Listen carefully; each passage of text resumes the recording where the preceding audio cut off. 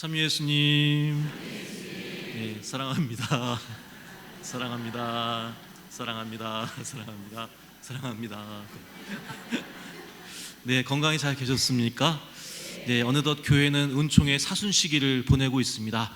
저에게는 벌써 사순 시기보다 한 앞선 시기를 보낸 것 같아요. 40일의 시간이 지난 것 같습니다.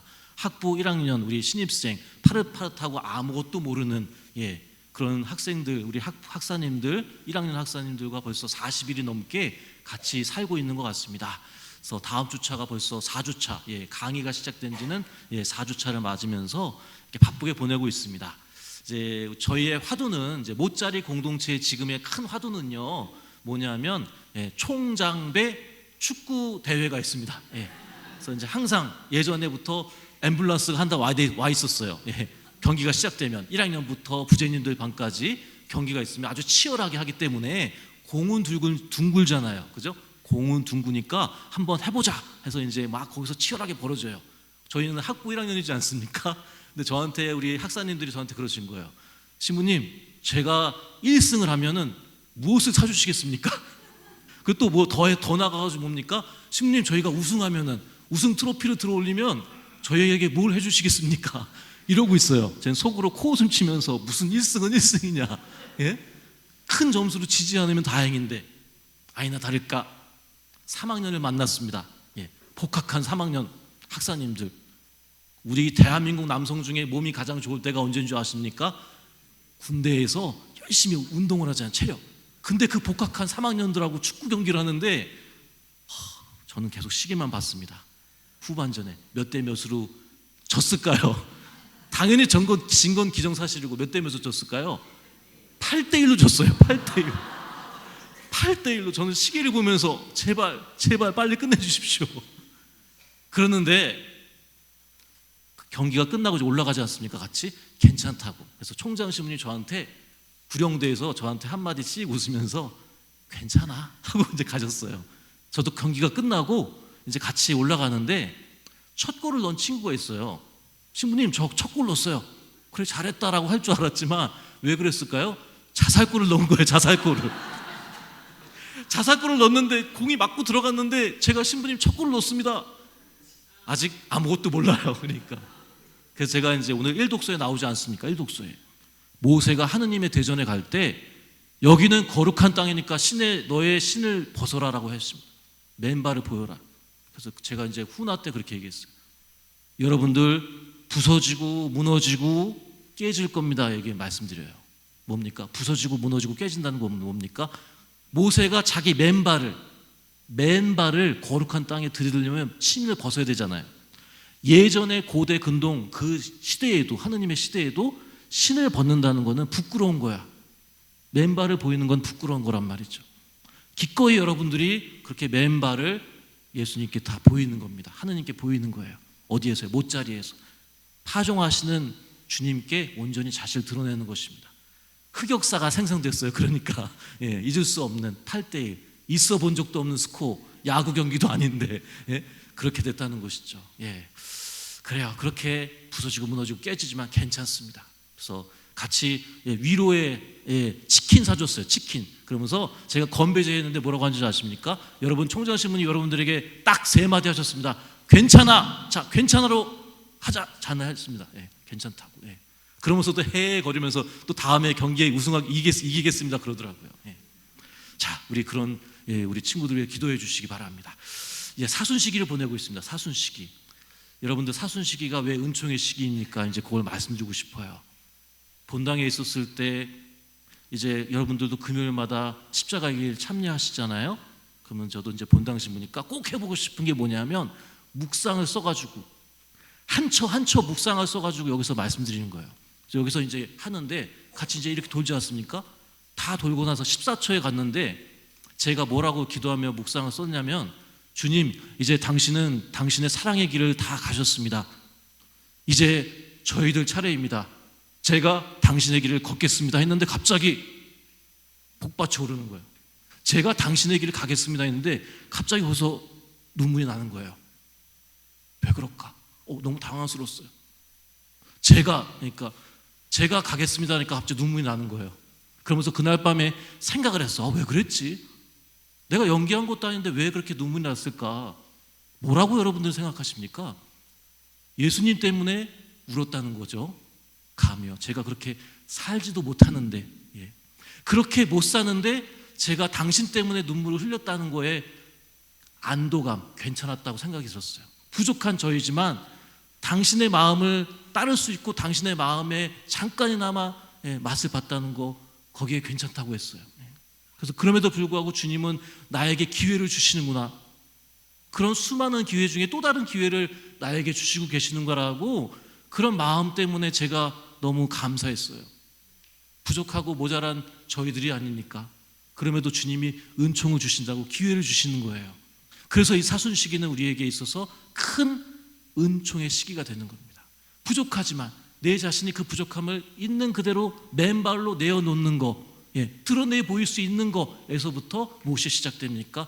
변화가 시작되는 것입니다. 그래서 오늘 복음의 장면으로 이제 넘어가게 돼요. 어떻게 해야 그럼 내가 변화를 이룰 수 있습니까? 오늘 복음에 가시면 여러 사람들이 이제 등장하지 않습니까? 여러 사람들이 등장합니다. 어떤 사람들이요?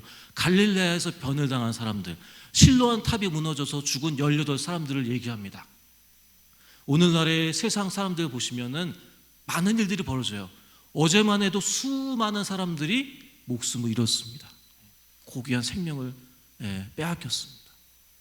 그럼 그 사람들이 어떤 큰 대죄를 져가지고 죽어 마땅한 사람입니까? 아니요. 우리는 감히 그렇게 판단하고 평가할 수 없는 사람들입니다. 왜요? 우리도 부족하고 하느님 앞에, 대전 앞에 잘못과 실수를 많이 하는 사람들이기 때문이죠. 우리는 그들의 죽음을 온전히 이해할 수 없습니다. 그것이 하느님 앞에 정답일 수 있어요. 모른다는 것입니다. 모른다는 거예요. 그렇다면 그들의 죽음을 통해서 우리는 무엇을 과연 바라봐야 하는가? 우리 자신의 완고한 마음, 우리의 단단하고 뭉쳐져 있는 마음, 하느님으로부터 멀어져 있는 그 마음의 상태를 바라보라고 우리에게 얘기하시는 것 같습니다. 우리에게 그렇게 그런 마음을 통해서 또 생각해 봐야 될 것이 있어요. 그러면서 예수님은 우리에게 비유를 하십니다. 어떤 비유입니까? 무화과 나무에 비유를 하세요. 근데 앞에가 붙어 있잖아요. 조건이 붙어 있어. 인간은 여러 가지 컨디션, 조건을 붙여요. 조건. 제가 여유가 생기면 하느님에게 봉사하러 가겠습니다. 기꺼이 어떤 조건을 붙인단 말입니다. 무조건적인 사랑이 누구예요? 하느님의 무조건적인 사랑을 우리가 받고 있는데도 우리는 컨디션, 조건, 조항, 여러 가지 어떤 걸 다 갖다 붙여요. 근데 뭐라고 합니까? 오늘 3년 동안 열매 맺지 못한 무화과 나무의 비유를 들어주십니다. 지난 3년 이상에 우리가 어떤 시기를 거쳤습니까? 코로나의 시기를 거쳤고 사실 지금도 매우 어렵고 혼란한 어지러운 시기를 살아가고 있습니다. 그런데 그 시기에 우리는 사람들과 단절하면서, 아니 어찌 보면 지금 이 순간이 더 사람과 사람 간에 단절을 짓고 혐오스럽다고 하고 차별을 하고 멸시하고 갈라놓는지도 모르겠습니다. 더 그러한 어려운 상황에 살고 있습니다. 그런 어지러움 속에서 나도 한때 거기에 아무런 열매도 맺지 못하고 아무런 하느님이 보시기에 좋은 것을 맺지 못하는 때도 분명히 많이 있었을 것입니다. 그래서 하느님은요, 우리가 아마 태어나서부터 지금까지 뭐라고 할까요? 영수증 있잖아요. 이마트 그런 데 가면, 마트 가면 쫙 나오지 않습니까? 내가 뭘 샀는지. 그러면 그거 왜 받습니까? 7일 안에 뭐예요? 내가 물건 교환하고 반품할 거 있으면 그거 가지고 오시란 말이야. 그죠? 그걸 가져와서 제야지 내지 않습니까? 하느님도 만약에 우리에게 너 반품한다, 영수증 들이밀면은 우리 어떻게 됩니까? 무섭잖아요. 소스라치게 무섭고 소름이 돋잖아요. 그렇게 다 보고 계시는데 우리를 침묵하면서 우리를 봐주신다. 저 무화과를 먹어본 적 있습니다. 여러분 무화과 드셔보셨습니까? 무화과 맛있어요. 저도 이제 처음 먹어보니까 뭐가 많더라고요. 이렇게 띄어내는 것부터 해가지고 먹는데 전 몰랐어요. 무화과 나무가, 여러분 키워보신 분이 있는지 모르겠습니다. 무화과 나무는 자생하는 거래요. 스스로 자생하는 나무예요. 누가 키우는 사람이 물 주고 거름 주고 가지치기 안 해도 무화과 나무는 알아서 스스로 생활하는 나무야. 성장하는 나무란 말이죠. 그런 그 무화과 나무 뭐라고 합니까? 사람들이 저 이제 다 던져버린다고 했을 때, 던져버린다고 했을 때, 잘라버리게라고 했을 때 포도 재배인이 뭐라고 합니까? 올해만 그냥 두시지요라고 얘기합니다. 그것이 어찌 보면 하느님이 우리 각자 정말 합당한, 하나님께 합당한 마음으로 합당한 열매를 맺지 못하는 우리 자신들, 혼란하고 어지럽고 그런 것을 얘기하고 있는 우리 자신들을 주님께서 올해만 지켜보시는 것이 아닌가라는 생각이 듭니다. 그래서 우리는 어디로 갈 수 있습니까? 이제 달려가고 싶어요. 저 뒤에 있는 고해소로 달려가고 싶어요. 작년인가 재작년에도 가서 저도 많은 죄를 짓잖아요. 화내고 짜증내고 그런 마음 안고도 어디 가면 고해소에 갑니다. 그러면 고해소에 가서 무릎을 털썩 꿇고 성부와 성자와 성령의 이름으로 아멘 전능하신 하느님과 신부님께 고백합니다. 떨리는 마음으로 저의 죄를 고백하겠죠. 그럼 죄를 고백한 다음에 신부님이 사제경을 외워주시잖아요. 그 문을 나갈 때 어떤 마음이 드신 줄 압니까? 주님께서 저에게 또 다른 기회를 주시는구나. 기회, 찬스를 주신다는 것이죠. 그 기회를 주시는 것입니다. 뭔가 그 마음이 생기잖아요. 간절한 마음. 여러분에게도 마찬가지입니다. 여러분의 그런 부서지고 깨지고 무너진 그런 마음을 듣고 싶어 하신다는 것입니다. 누가요? 주님께서. 침묵하시는 주님께서, 우리에게 기회를 주시는 주님이 그 마음을 어여삐 들으시려고 기다리고 계시다. 그래서 여러분들 이 은총의 사순 시기에 내가요, 다른 누구가 아니라 내 자신이 내 마음을 온전히 바라보고 맨발의 마음이지만 그것을 온전히 주님 대전 앞에 가서 그 나의 상처 입은 발, 아픈 발을 사제에게 보여주실 수 있는 그런 은총의 시기를 잘 보내셔서 기쁘고 정말 행복한 올해 2025년의 부활의 시기를 잘 맞이하실 수 있도록 이 미사 중에 한 마음으로 우리의 마음을 주님께 봉헌합시다.